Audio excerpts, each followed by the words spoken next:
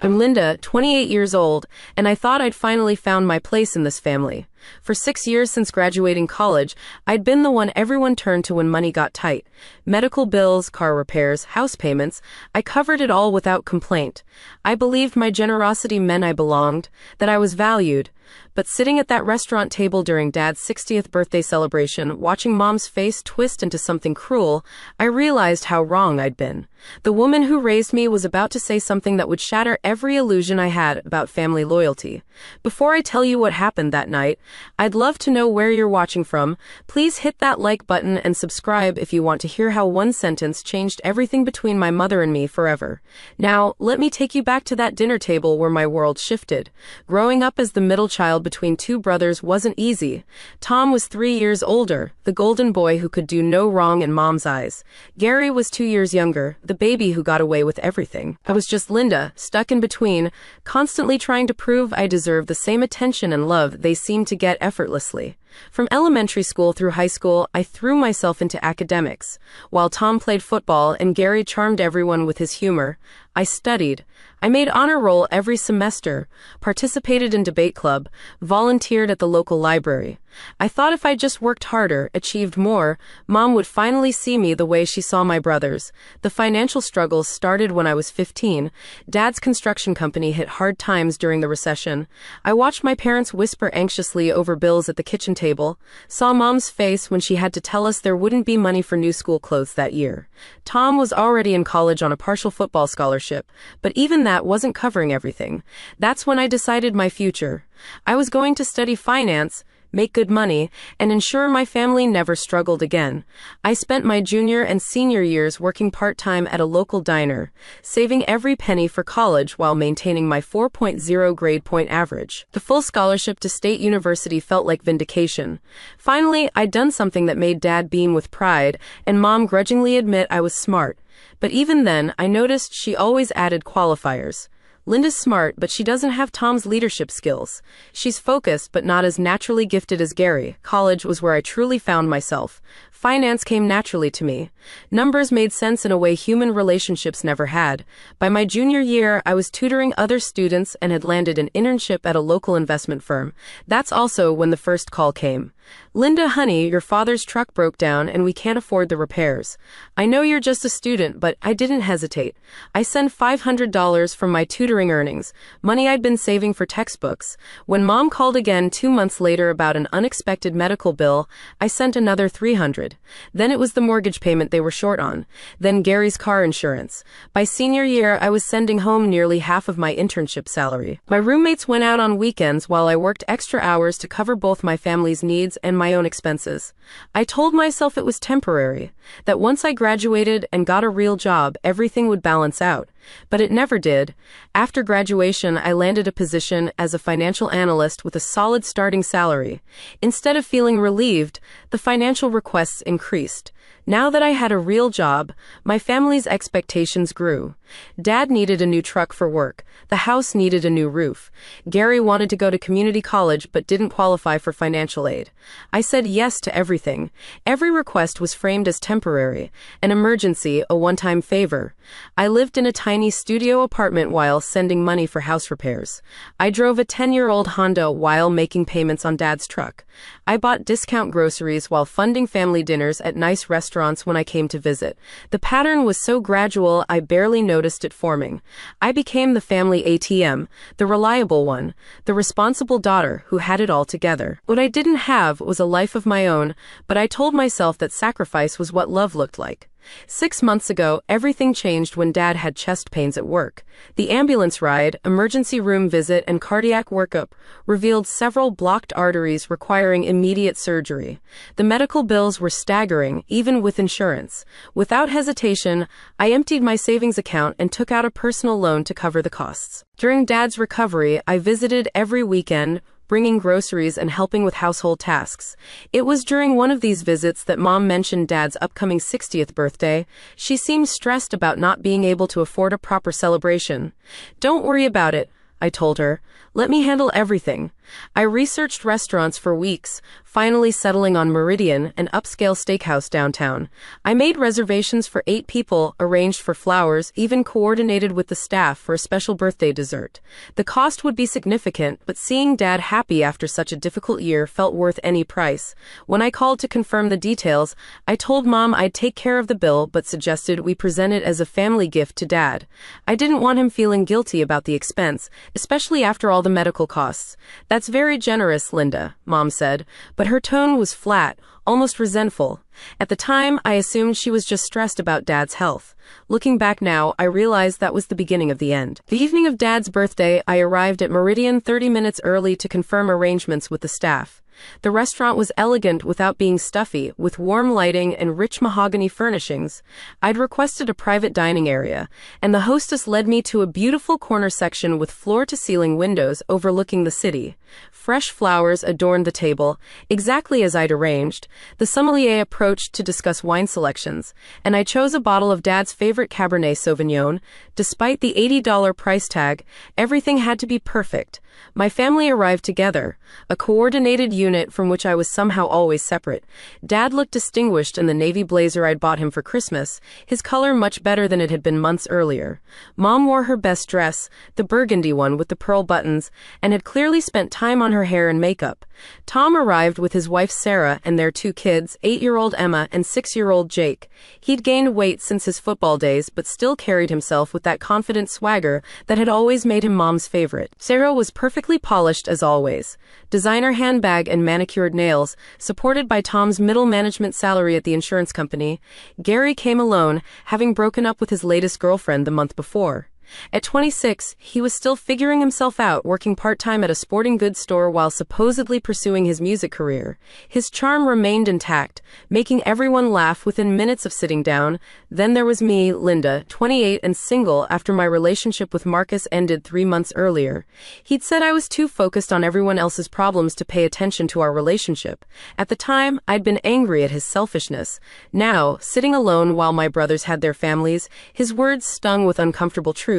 "Linda, this place is fancy," Gary whistled, looking around at the restaurant. "Must be costing someone a fortune." "It's Dad's 60th, I replied simply.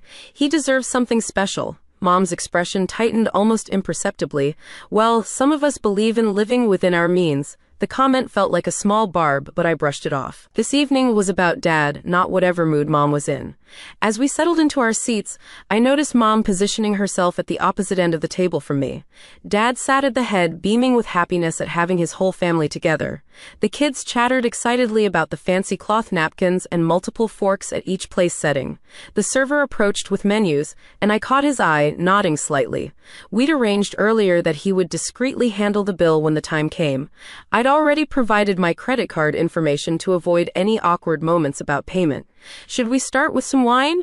I suggested, knowing Dad would appreciate the gesture. "Wine sounds perfect," Dad agreed, his eyes crinkling with joy. "This is such a treat having everyone together like this." But as the evening progressed, I began to notice Mom's comments becoming more pointed. When I mentioned my recent promotion to senior analyst, she remarked, "Must be nice to have all that extra money to throw around." When the appetizers arrived and I suggested we order a few to share, she added, "I suppose when you're single with no real responsibilities, you can afford to be generous." Each comment was delivered with a smile, couched in language that could be interpreted as harmless observation. But the underlying message was clear. I was being criticized for the very financial stability that had been supporting the family for years. Dad seemed oblivious to the undercurrents, lost in his happiness at the celebration. Tom and Gary laughed along with Mom's remarks, treating them as good-natured family teasing. But I felt each one like a small cut, the cumulative effect building into something much more painful. As the main course arrived, the conversation turned to family memories, with everyone sharing stories about Dad's life and accomplishments. It should have been heartwarming, but Mom's commentary continued to poison the atmosphere for me. When Tom told a story about Dad teaching him to drive, Mom added, "He was always so patient with the boys." Girls are different, though, more complicated. When Gary shared a memory about Dad coming to his high school concerts, she said, "Your father always made time for what really mattered. Not everyone appreciates that kind of dedication." I tried to contribute my own memories, but each attempt was either ignored or somehow turned into a criticism. When I mentioned how Dad had driven 4 hours to my college graduation, Mom responded, "Well, he felt obligated. You were always so demanding of his attention." The wine was flowing freely now, and with each glass, Mom's restraint seemed to diminish. Her comments became more direct, less disguised as casual observations. "Linda always thinks she knows best," she said when I suggested we order dessert. "Must come from spending so much time with numbers instead of people." Tom laughed. "She's always been the serious one. Remember how she used to make spreadsheets for her allowance?" "I was 10, I said quietly, feeling my cheeks burn with embarrassment. "Even then, she was obsessed with money," Gary added, apparently thinking he was being funny. I looked around the table, suddenly seeing the dynamic clearly. I was the outsider, the one they could safely mock because I'd never fought back.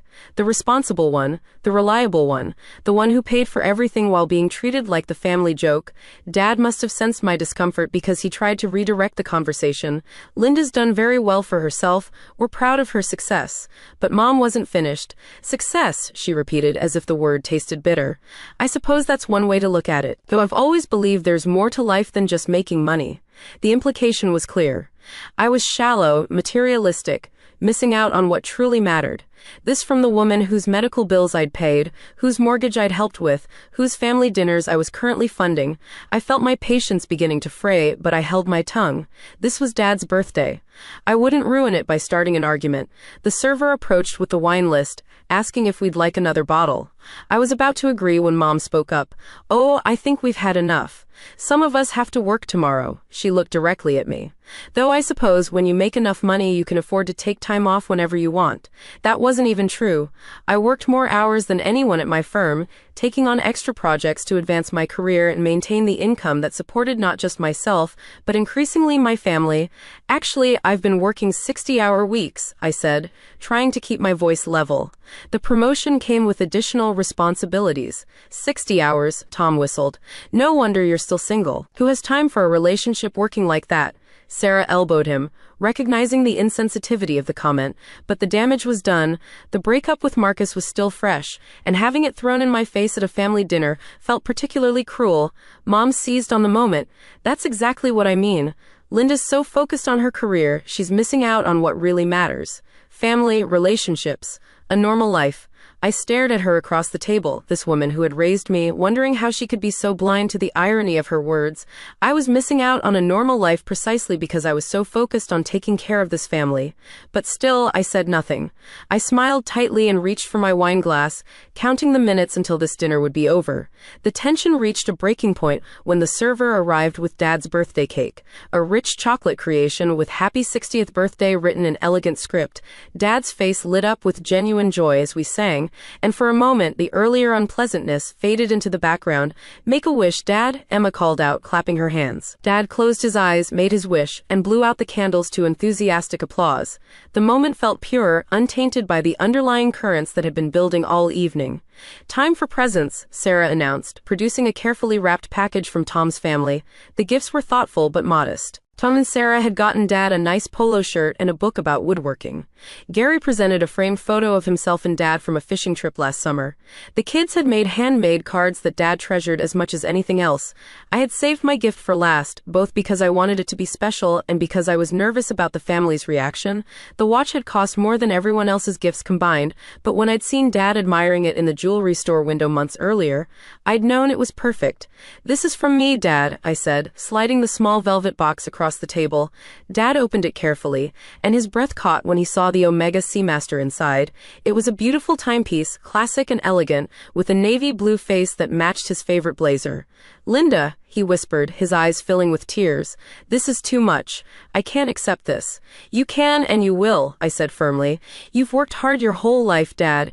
You deserve something beautiful." He lifted the watch from its box with reverent hands, and I helped him fasten it around his wrist. The fit was perfect, and the watch looked distinguished against his tan skin. "It's gorgeous," he said, his voice thick with emotion. "Thank you, sweetheart. I'll treasure it always." But as I looked around the table, I realized my gift had created an uncomfortable moment. Everyone else's presence suddenly seemed inadequate by comparison, and the disparity in cost was obvious to everyone. Gary let out a low whistle. "Damn, Linda, that's a serious watch." "Language," Sarah scolded automatically, glancing at the kids. Tom was studying the watch with obvious envy. "That must have cost a fortune." "It doesn't matter what it cost," I said, but I could feel the mood at the table shifting. Mom's face had hardened into something cold and calculating. I watched her processing the implications of my expensive gift, and I could practically see the wheels turning in her mind. "Well," she said finally, her voice dripping with false sweetness, "I suppose when you don't have a husband or children to support, you can afford to spend money on whatever you want." The comment hit like a physical blow. Not only was she diminishing my gift to Dad, but she was also highlighting my single status and childlessness as personal failures. Dad tried to intervene. "Margaret, that's enough. Linda gave me a beautiful gift, and I'm grateful," but Mom wasn't finished. She'd been building up to this moment all evening, and now she was ready to strike. "Oh, I'm sure you are grateful, Robert. Linda's always been very good at buying affection." The words hung in the air like poison gas. Everyone at the table understood the implication, that my generosity wasn't genuine love but some kind of manipulation or attempt to purchase approval. I felt my world tilting. This was my mother, the woman who had raised me, and she was suggesting that every sacrifice I'd made for this family was somehow calculated and selfish. "That's not fair," I said quietly, my voice barely steady. "Isn't it?" Mom's mask was slipping now, revealing something ugly underneath. "You throw money around like you're doing us all some great favor, but what you're really doing is showing off, making the rest of us feel small."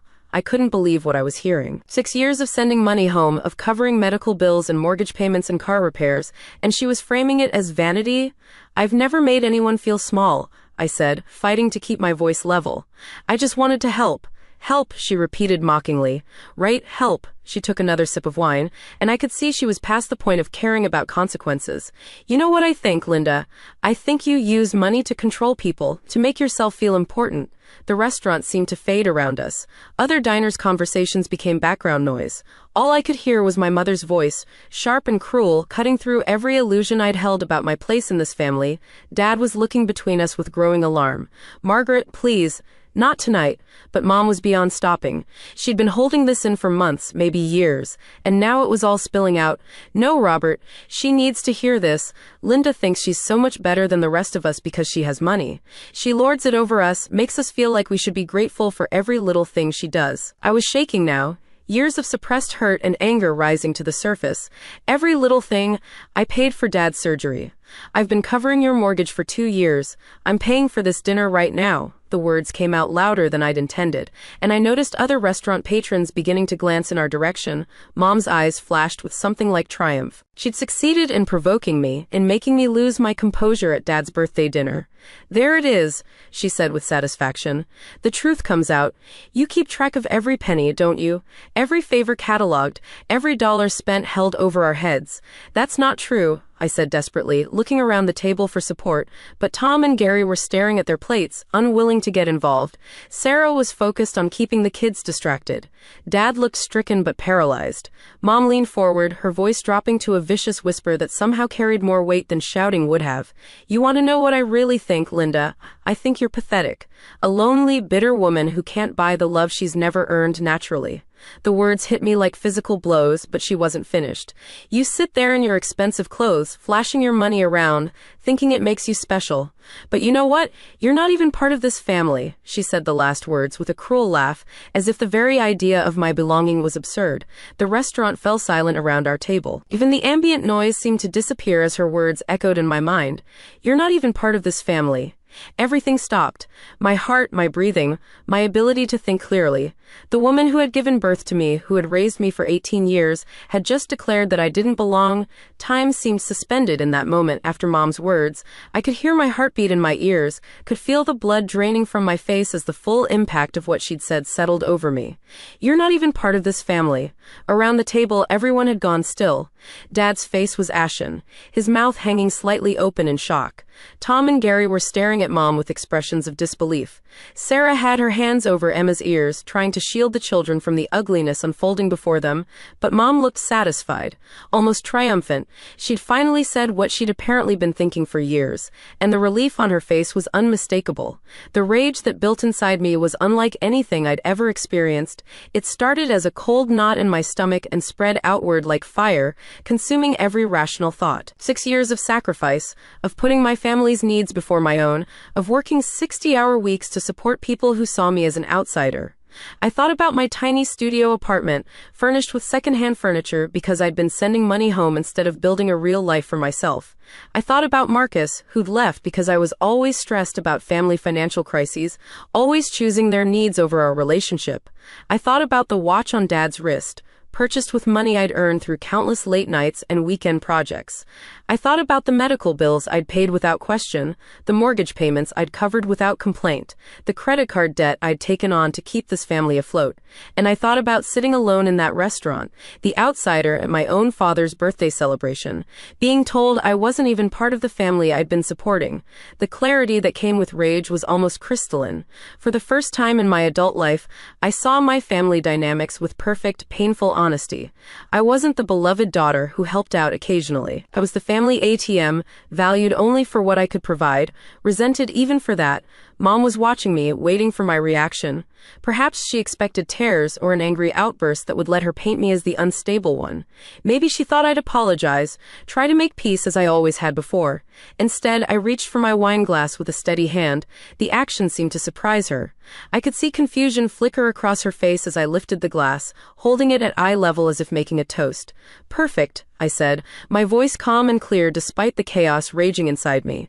"Then don't ask me for any more money." The words dropped into the silence like stones into still water, creating ripples of shock that spread across every face at the table. Mom's expression changed instantly. The triumphant satisfaction disappeared, replaced by something that looked like panic.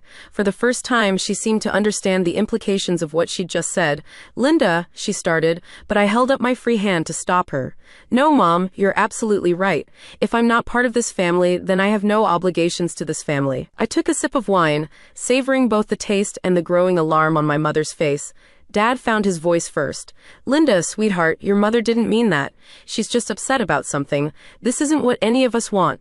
But I was looking at Mom, watching the color drain from her cheeks as she began to calculate what my words meant. "Didn't you mean it, Mom?" I asked with deceptive gentleness. "Because it sounded like you meant it. It sounded like you've been thinking it for a long time." She opened her mouth to speak, but no words came out. I continued, my voice growing stronger with each sentence. "Because if I'm not part of this family, then I should probably stop acting like I am. I should stop paying for family dinners like this one. I should stop covering mortgage payments and medical bills and car repairs." Tom and Gary were looking back and forth between Mom and me, finally beginning to understand the scope of my financial contributions to the family. "I should probably stop taking calls at midnight when someone needs emergency money," I continued. "I should stop working overtime to cover everyone else's shortfalls. I should start living like the selfish, money-obsessed person you seem to think I am." "Linda, please," Mom whispered, her voice barely audible. But I wasn't finished. 6 years of suppressed resentment were pouring out now, and I couldn't have stopped if I'd wanted to. "You know what's funny, Mom? You're right about one thing.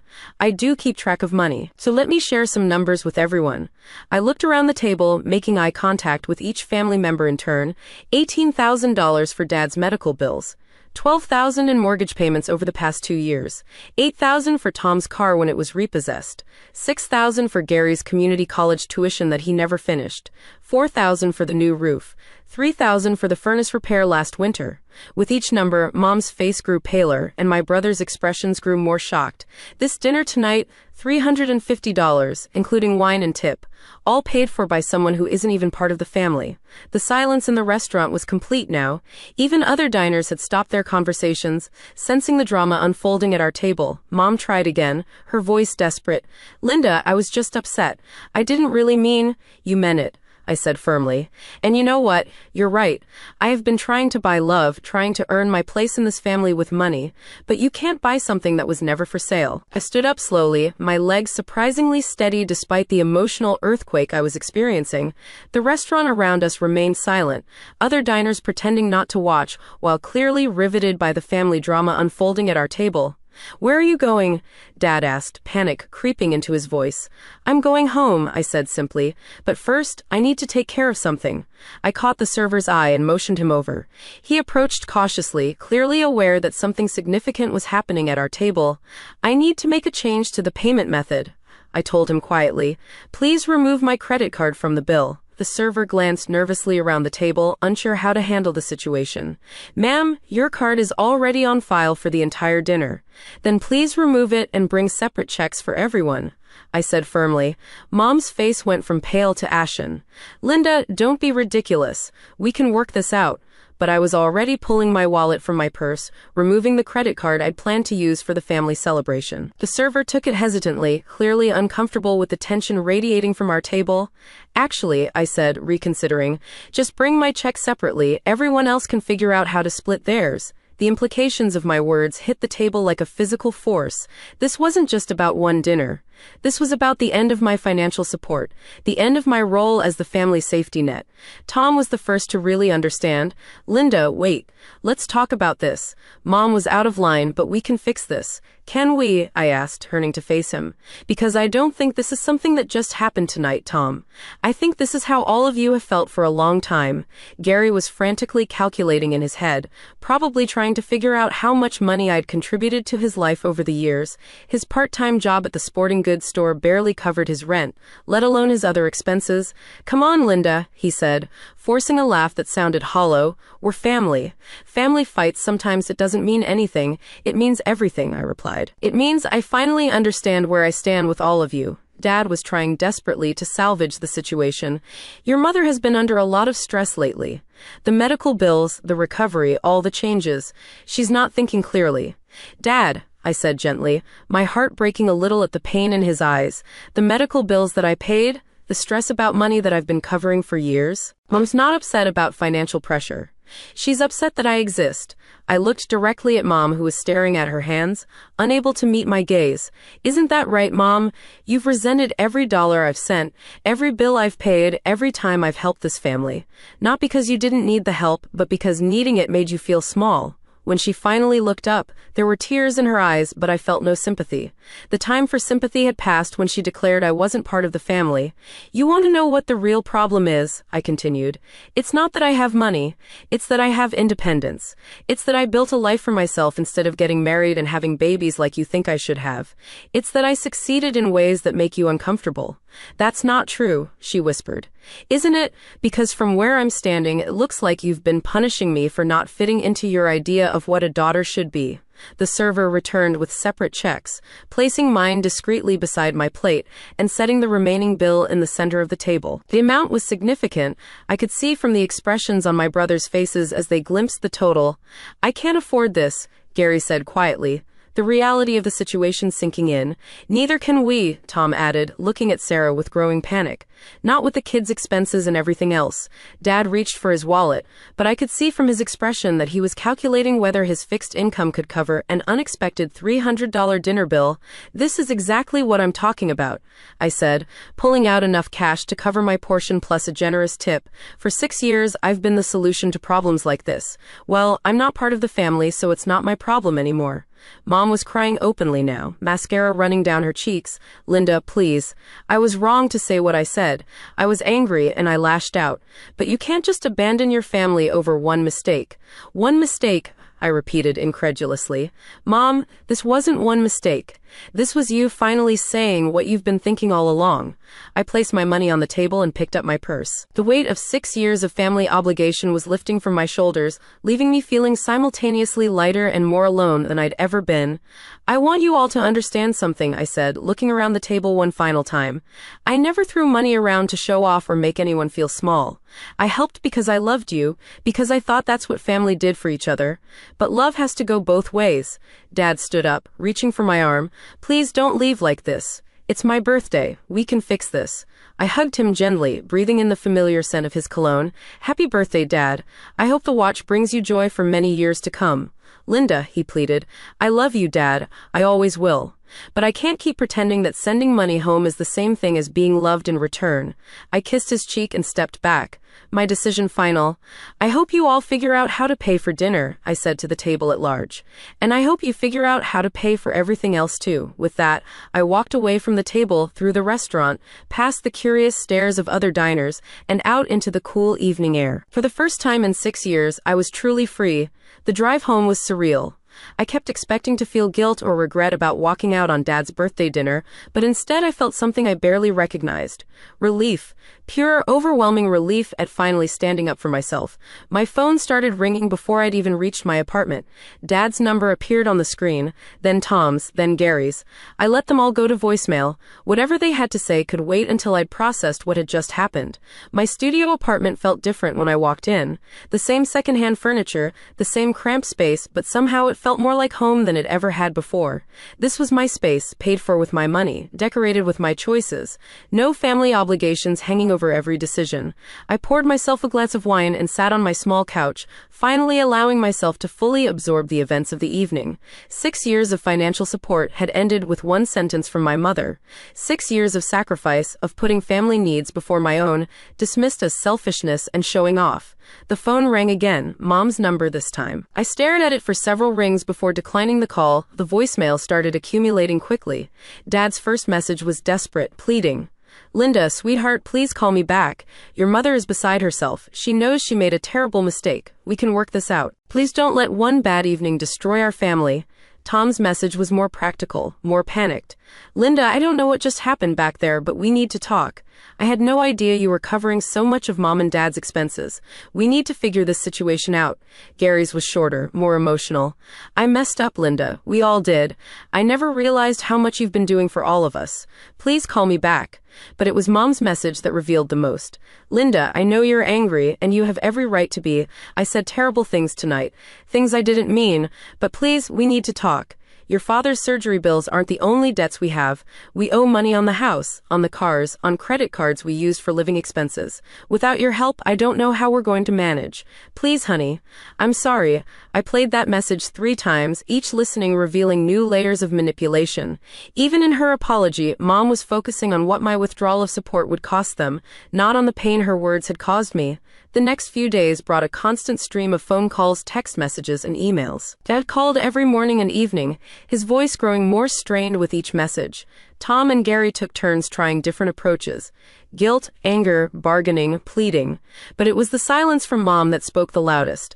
After that first desperate voicemail, nothing. No apology, no attempt to make amends, no acknowledgement of the pain she'd caused. Her silence confirmed what I'd suspected. She wasn't sorry for what she'd said, only sorry for the consequences.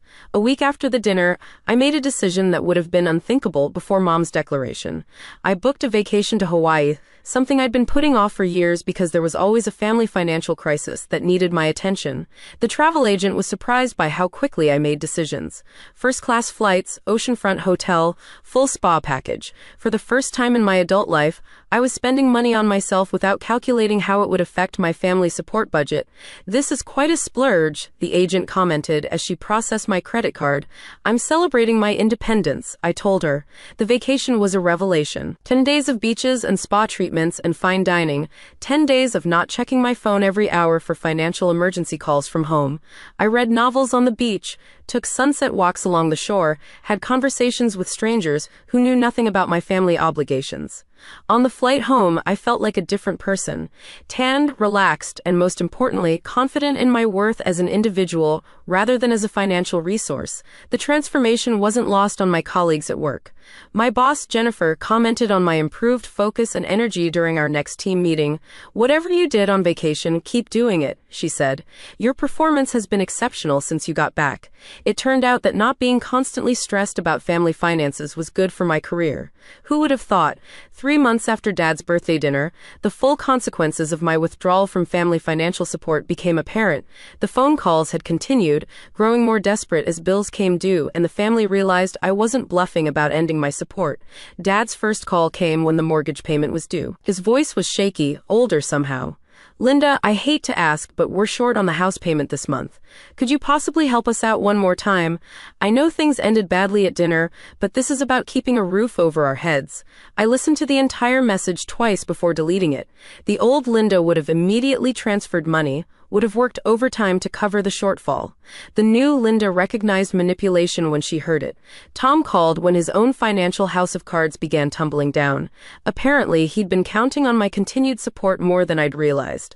Linda, I don't know how to say this, but I might lose my car. I've been behind on payments for months, and I was counting on being able to ask you for help like always. I know Mom was out of line, but you can't punish me for what she said. But I wasn't punishing anyone. I was simply no longer enabling a dysfunctional dynamic that had been damaging all of us.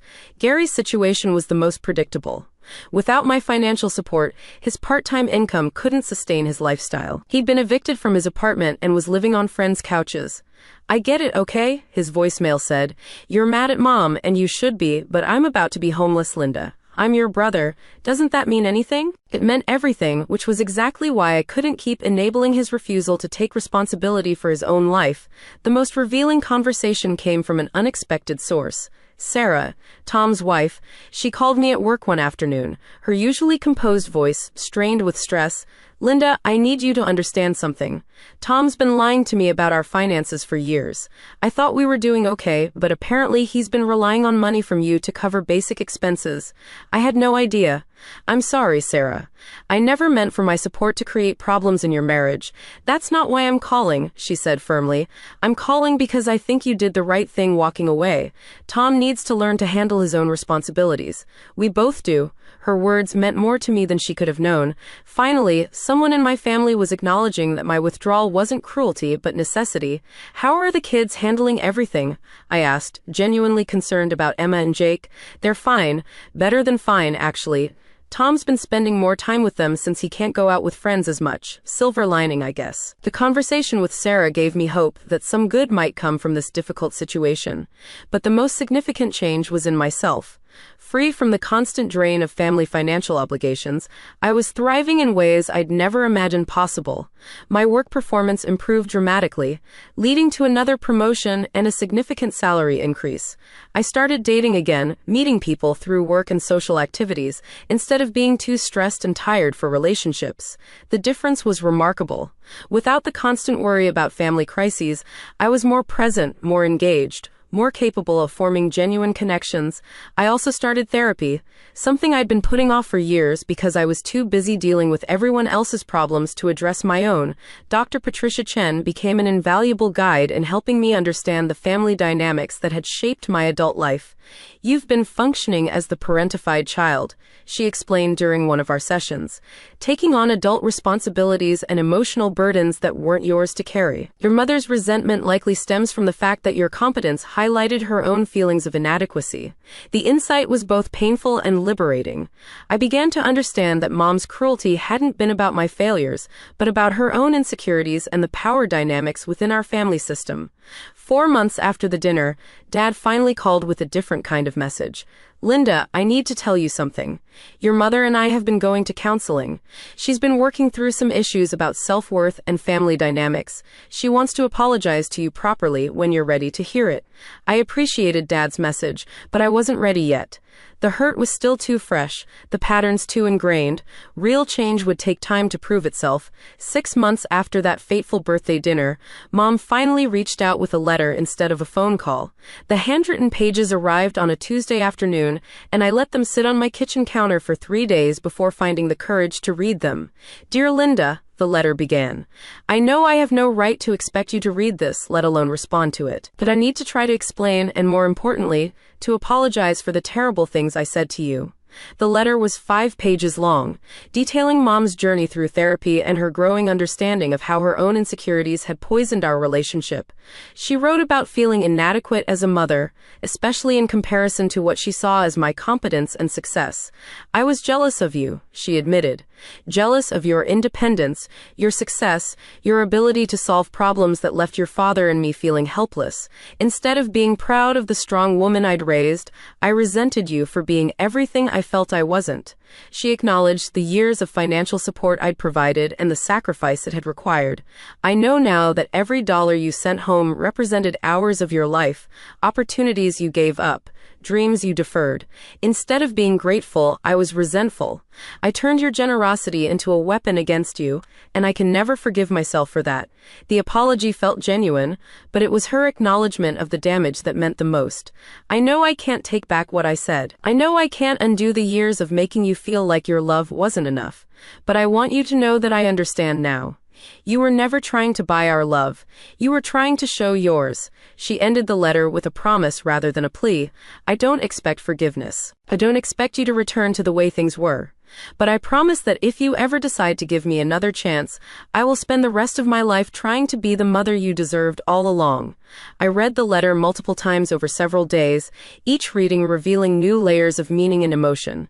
In therapy, Dr. Chen helped me process my feelings about Mom's apology and what it might mean for our future relationship. Apologies are important, she said, but they're just the beginning. Real change requires sustained effort and behavioral modification over time. I decided to write back, but I kept my response brief and boundaried. Mom, I received your letter and I appreciate your honesty about the therapy and your insights. I'm glad you're working on understanding these patterns. However, I need more time before I'm ready to rebuild our relationship. When I am ready, it will need to be a completely different dynamic than what we had before. I didn't mention money or financial support. That conversation would come later, if at all.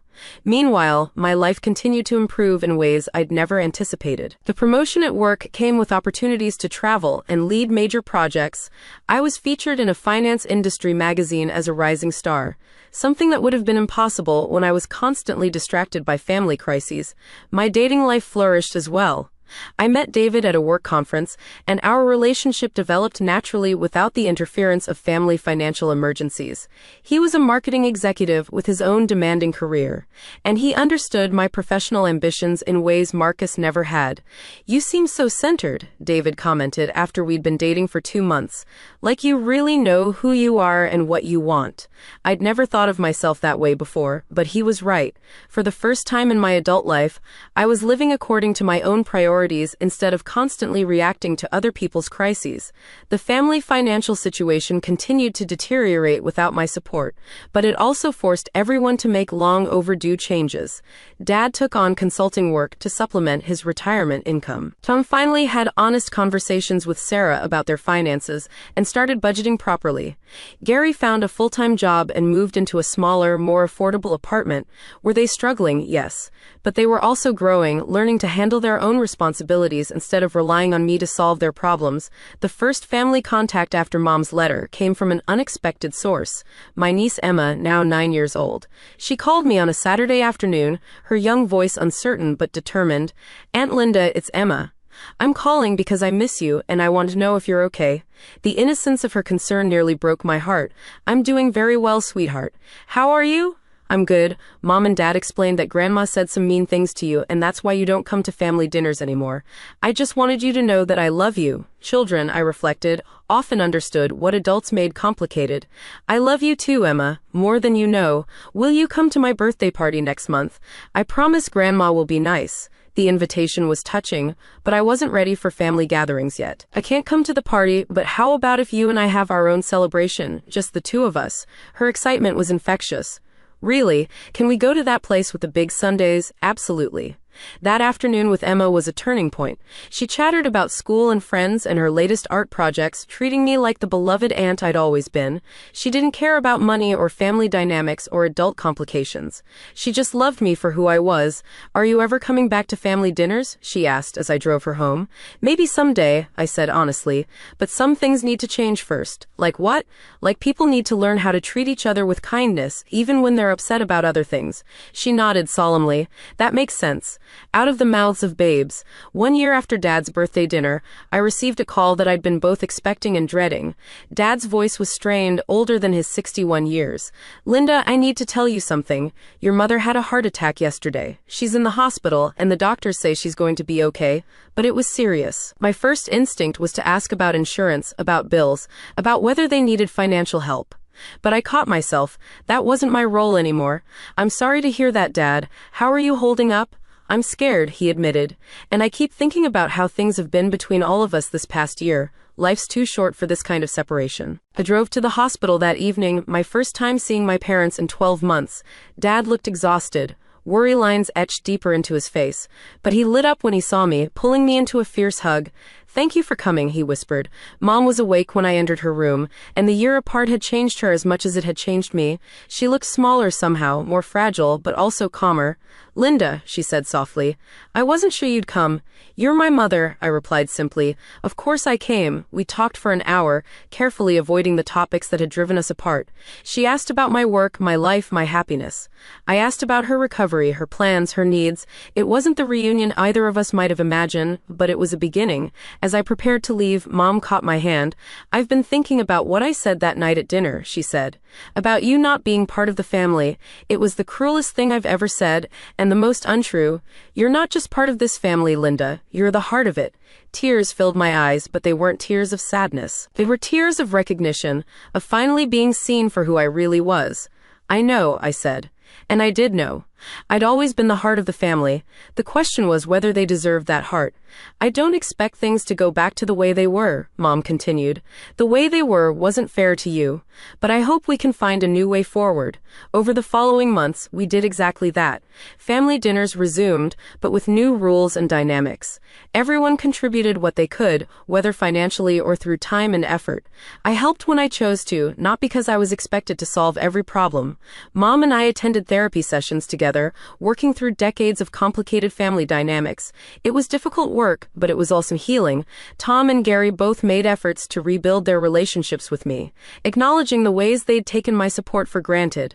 Their apologies came with behavioral changes, with genuine effort to be better brothers and more responsible adults. 6 months after Mom's heart attack, we celebrated Dad's 61st birthday at the same restaurant where everything had fallen apart the year before. But this time, everyone contributed to the bill. This time, I was there as a beloved daughter, not a financial resource. As we raised our glasses in a toast to Dad, I caught Mom's eye across the table. She smiled at me, a smile full of love and respect and genuine appreciation for the woman I'd become. "To family," Dad said, his voice strong and happy. "To family," we all echoed. But this time, when I said those words, I knew I truly belonged to the family I was toasting. Not because of what I could provide, but because of who I was. The heart attack had been a wake-up call for all of us, but especially for Mom. She'd realized that pushing away the people who loved her most wasn't protecting her pride. It was destroying her family. My relationship with David continued to flourish. He'd been incredibly supportive during the family crisis, understanding that sometimes loving someone means giving them space to heal their other relationships. "You're different than when we first met," he observed one evening as we walked through the park near my apartment. "Different how?" "More at peace with yourself, more confident in your worth." He was right. The year of separation from my family had taught me that my value wasn't contingent on what I could do for other people. I was worthy of love simply for being myself. Work continued to go well. I'd been promoted again and was now managing a team of analysts. The leadership skills I'd developed through years of managing family crises translated well to professional management, but without the emotional manipulation and guilt. I'd also started a financial literacy program for young women, teaching them the skills I'd learned the hard way about budgeting, investing, and maintaining financial boundaries with family. It was deeply rewarding work that felt like turning my painful experiences into something positive for others. The most important thing to remember, I told the women in my workshops, is that financial support should never come at the cost of your emotional well-being. Generosity is beautiful, but not when it's being exploited. Many of the women shared stories similar to mine, and I was amazed by how common these family financial dynamics were. It seemed I wasn't the only daughter who'd been expected to sacrifice her own financial security for family stability. As the second anniversary of that birthday dinner approached, I found myself reflecting on how completely my my life had changed. I was in a healthy relationship, thriving professionally, financially stable, and most importantly, at peace with my family relationships. The woman who had walked out of that restaurant 2 years earlier had been broken and desperate for validation. The woman I'd become was strong, confident, and clear about her own worth. That growth hadn't come without cost. There had been lonely nights, difficult conversations, and moments of doubt about whether I was doing the right thing. But every challenge had led to greater strength, greater clarity, and ultimately greater peace. The final piece of healing came when Mom asked if she could attend one of my financial literacy workshops. "I want to understand what you do," she said. "And I want to learn how to manage money better so I never have to put that kind of burden on you again." Watching my mother take notes as I explained budgeting strategies and investment principles was surreal, but it was also deeply moving. She was making a genuine effort to understand my world and to take responsibility for her own financial future. After the workshop, she lingered as other participants filed out. "I'm proud of you," she said simply. "Not just for what you've accomplished professionally, but for the way you stood up for yourself. You taught our whole family how to love better." Those words meant more to me than any amount of money ever could have. Now, when people ask me about family relationships and financial boundaries, I tell them about that birthday dinner. I tell them about walking away from a family that took my love for granted and about the long, difficult process of rebuilding those relationships on healthier terms. Sometimes, I say, the most loving thing you can do is refuse to enable dysfunction, even when that dysfunction has become comfortable for everyone involved. The woman who raised her glass that night and said, "Perfect. Then don't ask me for any more money," wasn't being cruel or vindictive. She was finally, after 28 years, standing up for herself. And in doing so, she saved not just herself, but her entire family. Because real love isn't about what you can provide for someone else. Real love is about seeing each other clearly, accepting each other fully, and choosing each other freely. That's the kind of family I have now. And it's worth more than all the money in the world. Have you ever had to set difficult boundaries with family members? How did you find the courage to prioritize your own well-being? I'd love to hear your thoughts in the comments below. If this story resonated with you, please hit that like button and subscribe for more real-life stories about family, relationships, and finding your own strength. Share this video with someone who might need to hear that their worth isn't measured by what they can do for others. Thank you for listening to my journey, and remember that sometimes the most loving thing you can do is love yourself enough to demand better treatment. Until next time, take care of yourselves and each other.